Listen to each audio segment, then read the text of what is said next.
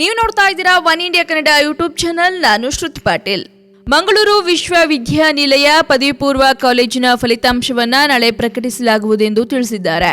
ಇನ್ನು ತನ್ನದೇ ಆದ ಓಪನ್ ಹೌಸ್ ಅಂದ್ರೆ ತೆರೆದ ಮನೆ ಅನ್ನೋ ಕಾರ್ಯಕ್ರಮಕ್ಕೆ ಉದ್ಘಾಟನೆ ಮಾಡಿ ವಿದ್ಯಾರ್ಥಿಗಳು ತಮ್ಮ ಎಕ್ಸಾಮ್ ರಿಸಲ್ಟ್ ನನ್ನ ಕ್ಯಾಂಪಸ್ನಲ್ಲಿ ಸಿಗೋ ವೈಫೈ ಮೂಲಕವೇ ಪರಿಶೀಲಿಸಲು ಹೇಳಿದ್ದಾರೆ.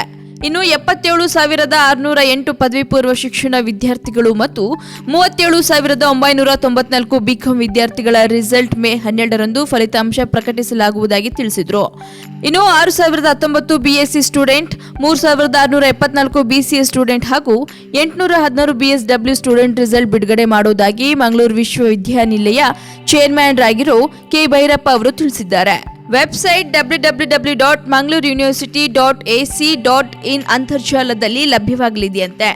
ತಾಜಾ ಸುದ್ದಿಗಾಗಿ ಸಬ್ಸ್ಕ್ರೈಬ್ ಮಾಡಿ one India Kannada YouTube channel. ಹಾಗೆ ಈ ವಿಡಿಯೋ ನಿಮಗೆ ಇಷ್ಟವಾದಲ್ಲಿ ಲೈಕ್ ಮಾಡಿ, ಶೇರ್ ಮಾಡಿ.